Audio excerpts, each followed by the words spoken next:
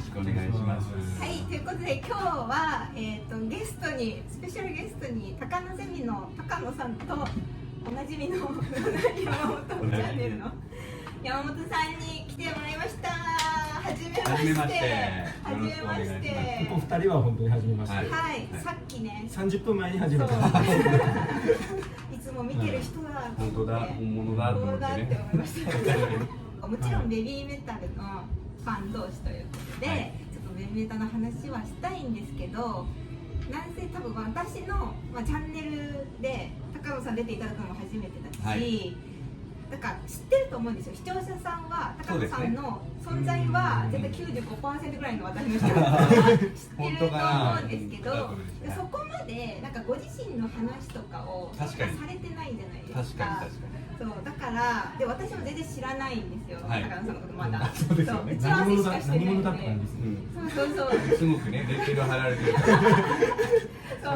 何もなんだろうと思ってる人多分多いと思うので、今日はちょっとどちらかというと高野さんの生態を暴くじゃないですけど、ありがたいです。知っていこうと思ってちょっとファン同士、はい、そうですね。ぜひよろしくお願いします。はい。まずじゃあ飲みましょう。開始しましょうか。今度。では、楽しい収録にしましょう。真面目か。乾杯。そういうのが全然頭回んなかった。暑いから。全員ソフトドリンク。昼なんでね、ノンアルで。コークで。はい。高野さんは。いきなり食う。どんどん食べながらね。私結構ね、こういうのをやらせてもらった時に、マナーとして本当はちょっと違う、なんていうんですか、ちょっと動画を見て、どういう動画を上げてる人なのかっていうのを見た方がいいかなとは思ってたんですけど、いやちょっとね忙しかったのもあるんですけど、あえてちょっと今日は情報を入れない方が楽しいかなと思ったんで。いいですね。そう、なのでサムネをパー見ただけで中身は本当にほとんど見ずに今日来た本当わかんないんですけど、今までも高野さんの動画そんな見たことない？ちょこちょこ見はい、ポテトフライです。ありがとうございます。はい、カサラダです。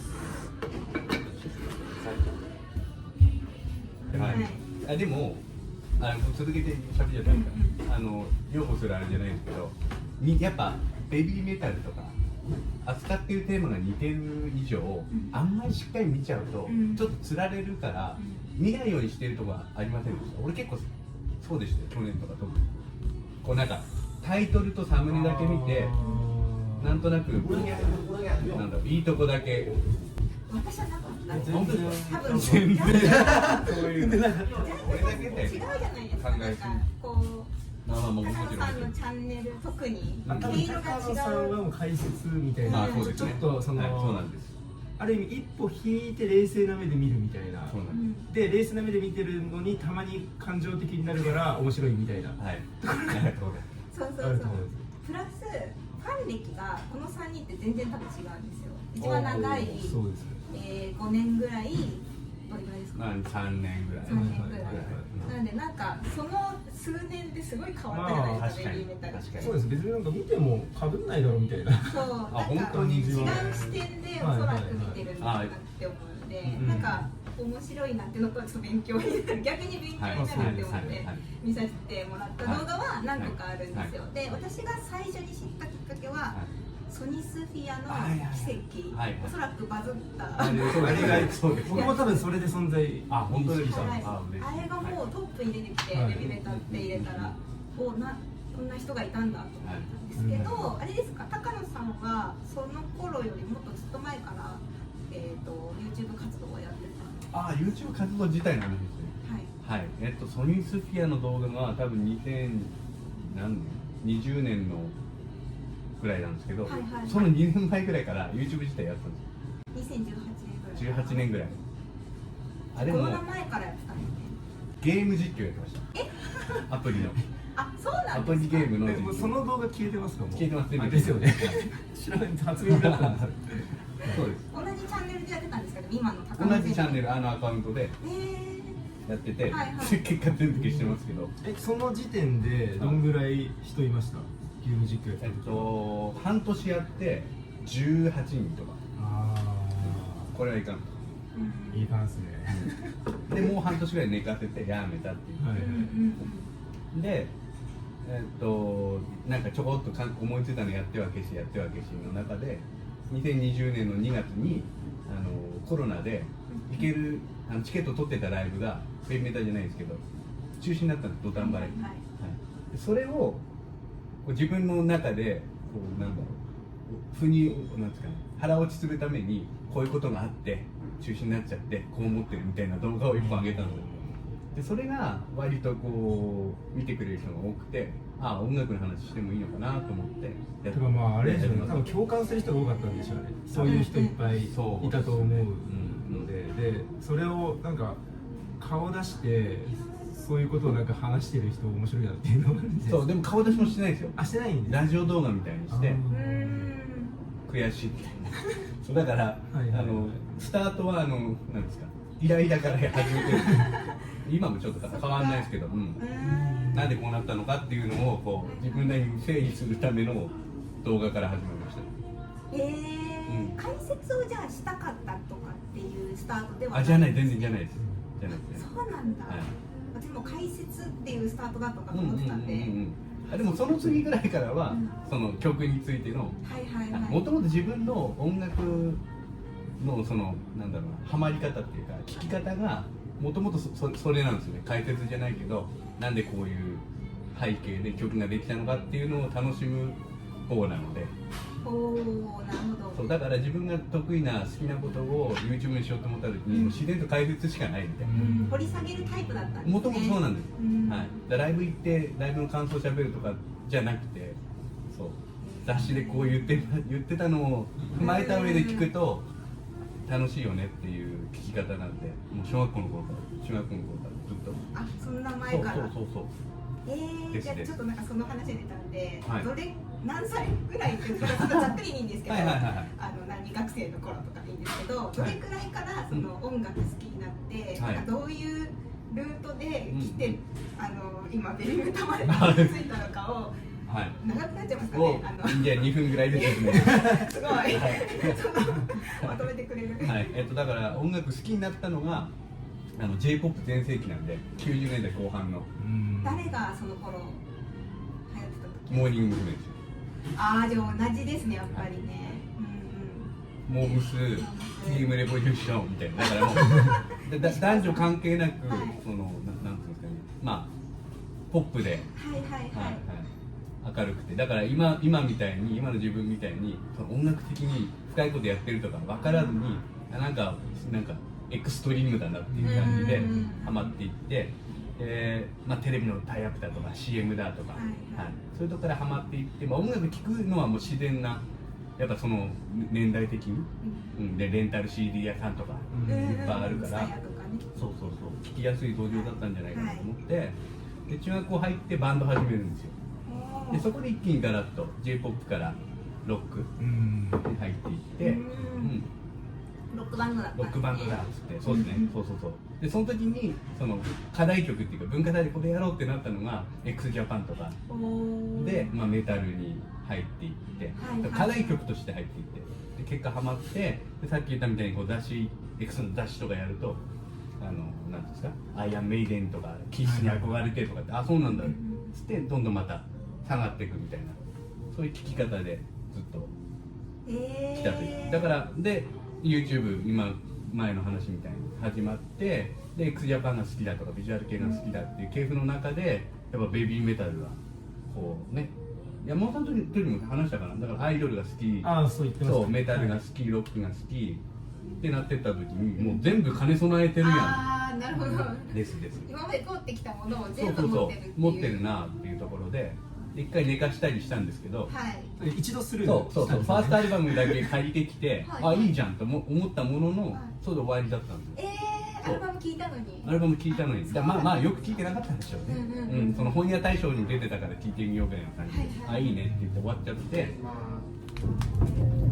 馬刺し赤身です。来た馬刺しです。どうなんか食べましょう。食べましょう。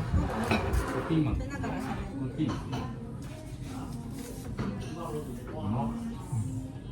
ポテトが食べない。パフュームとか好きですよ。パフューム。パフューム好き。なんかでも私はその X とか取ってきてないので、はいはいはいビジュアル系とか例えばメタルとかの方は詳しくないんですけど、その他で言うと結構私なんとなく同じような、あ、本当ですか？はい、アーティスト好きだったりしたのかな。ポップの方とかそのアイドルの方で言ったら結構同じような、あと年代も近いので、はい。そうできたんじゃないかなって思ってて、うんうんうんうんはい、だから Perfume も私もあとももクロ好きですもんね。そう、それそれそれ。そう本当はね、はい。はいそこね。そこそこすごくなんかサムネだけバーって見たって言ったじゃないですか。はいはいはい。ももクロって結構出てきてたんで過去の動画。そうですね。もうももクロ一辺倒な時期もありましたからね。それはもう本当にハマっててやってたんで。うん。がっつり。ちなみにももクロはどれくらいから好きだったんですか。ももクロははい。紅白行く前です。のじゃあ5人にはなっていて、 5人です。ちょうど5人になって、バトル&ロマンス出して、はい。いよいよ紅白行くぞっていうタイミングおお、のところ一番楽しかった時です。そうですそうです。こんなこと言っちゃダメだけど。そう一番ね、誰もわかりますよ。一番こう暑かった時期、はいはいはいはい。ですね。あ、そうなんですか。一番最初の目標っていうかね。なるほど。私もっと多分前から好きだったんですけど。あ、じゃあ、桃色クローバーの時からってこと。ちょうど改名ぐらいの時あで、あかりんの卒コンの DVD を初めて見て、はいっていう段階だったんで。私その後の極楽門の DVD からセットまあになほぼ同っじですね。あ本当ですかだらはい、じゃあ。て、でもうね、それこそあさって深掘ってってうんあかりいなくなったんやと勝手にラジオ聞いて泣きにやっわかりて、ます。あかりんのことあんま知らなかった。これあんま知らないくせにそうやってはい。アイドルとか全然ですよ。いやでも存在は知ってますよ。で早見あかりさんが言ってたったりしたみたいなことも知ってます。けど別にそんなに。別にそんなにっていう、まあなんか食わず嫌いはしてないんですけど、流行ってる曲はちょっと一通り聴くよみたいな、そんな感じなんで。ももクロも俺結局その猛烈宇宙行とか、コントラクションとか、その結構ロックめなところで入りやすかった。なんかあの時ものすごくももクロってサブカルで推してたんで、入りやすかったのもあったんですけど、ただあと5人とかね。あ、そうだからあいさん今なんですかハロプロ系はいやられてるじゃないですか。はいでその坂道系とあの時は48系とか言ってましたけど。興味はあったんですけど、曲も好きだし、ああいうのってアイドルソング好きだから興味はあったんですけど、その覚えらんねえあ5人ならちょっと覚えられないよっていうのがずっとあったんですけど、5人なら覚えられるかもしれないっていうところから行きました。人数大事だった大り事、めちゃしますよね。めちゃ大事。はい。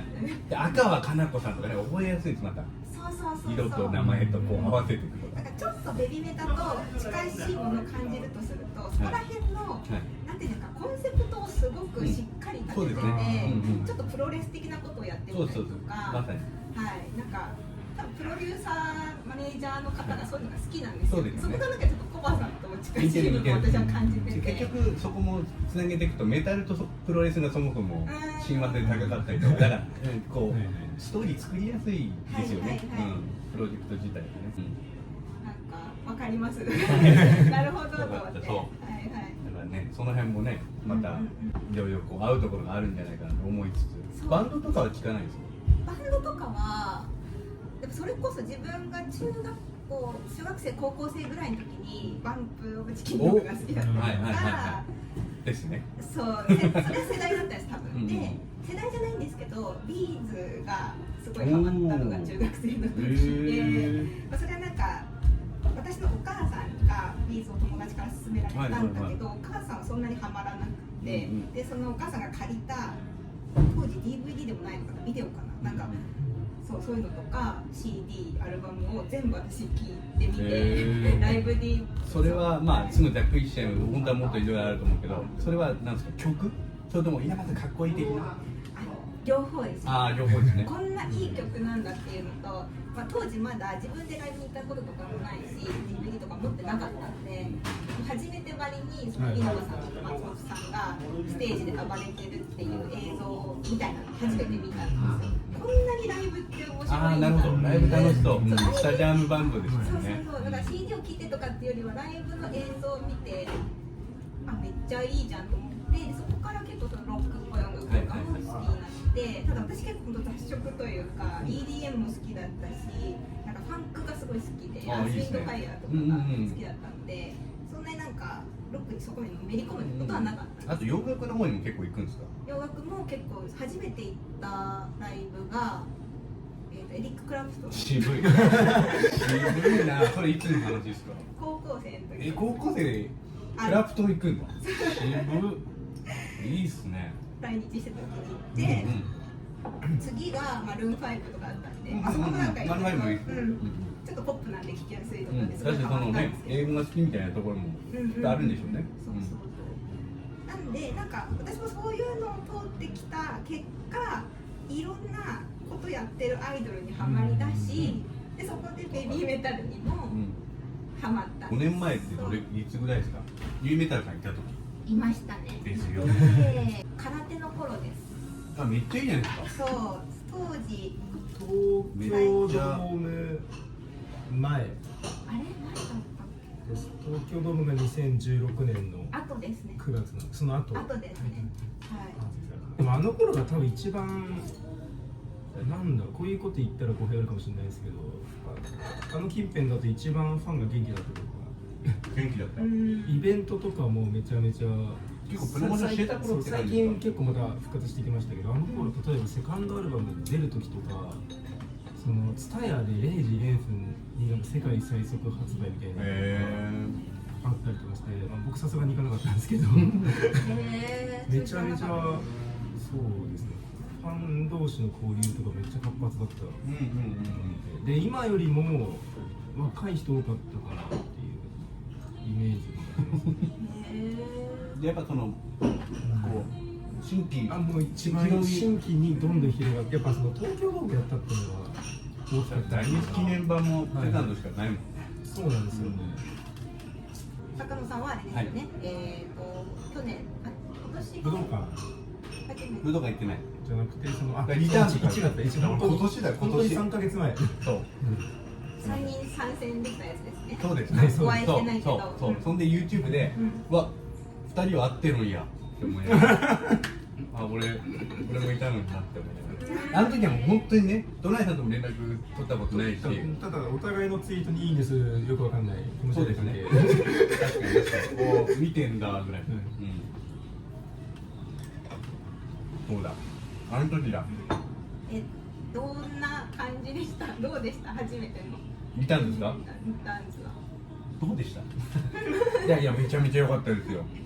めちゃめちゃ良かったし、その YouTube で話させてもらってた時期がもう1年以上。1年ぐらいずーっとベビーメタルの話した後にリターンズだから。てかお前だいぶ行ったことねえのにそんな1年も喋ることあんのかよって話なんですけど、そうだったからもう全部あの曲は自分で喋ってるとインプットもなんていうんですかねあるじゃないですか。だからあの曲こうなんだよなって自分の中で反芻しながら一曲一曲噛み締めたんで、もうほぼ全曲号泣してまして、なんかもう感動でした。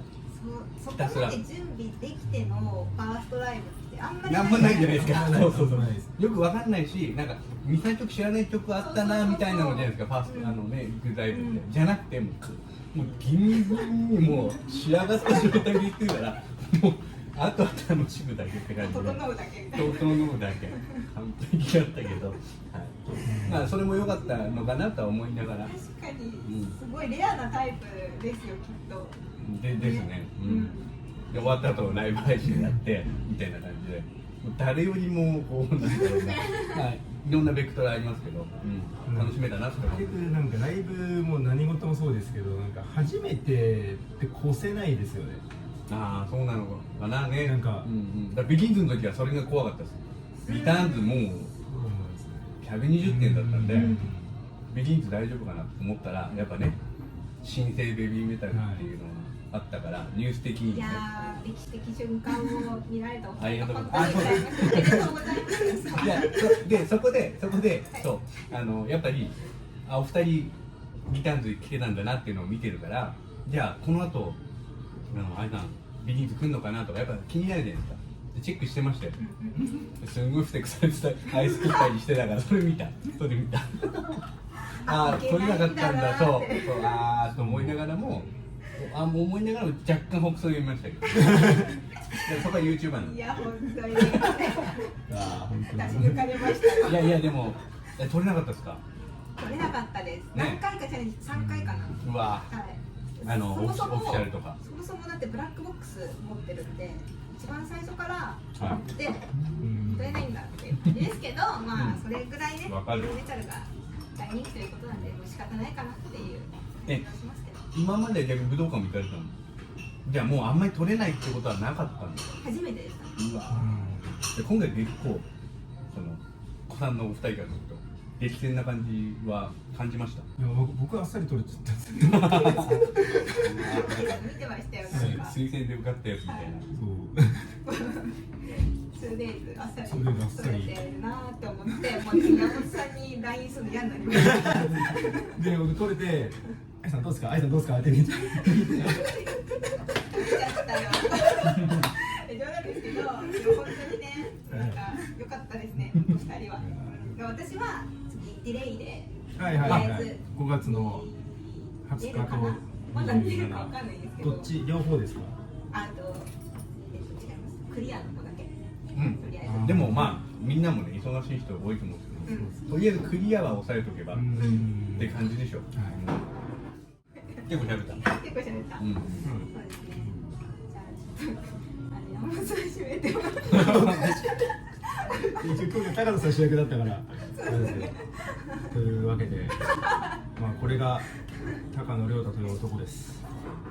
少しは、はいね、でもなんか覚えていただけたでしょうか。はい。少し分かりました。本当ですかよかったはいなんか話すと人間味ありますよね。ありますあります。そう。普段人間になり感じ。本当に。なんかもう勉強系そうそう YouTuber そうそうまあ時間あんまり自分の主観は喋んない。意識してると意識してやってることだとあっちゃんみたいな感じだと思ってたんで。そうですよね。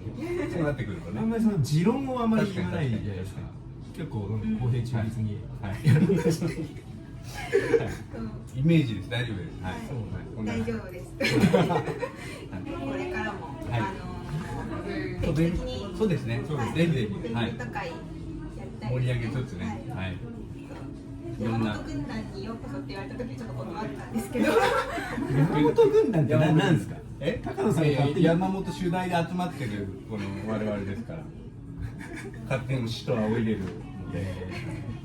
皆さんの方が全然ちゃんとしてる。使徒を仰いで勝手に軍団作ってあげく2人しか入ってねえっていう俺しか入ってないっていう入りたい方は大さんは入ってない私はちょっと入ってないたまにゲストで来るあくまでねはい今後ともよろしくお願いしますはいじゃあこれから2人の方でも撮るのでぜひそっちも見てくださいねありがとうございました See you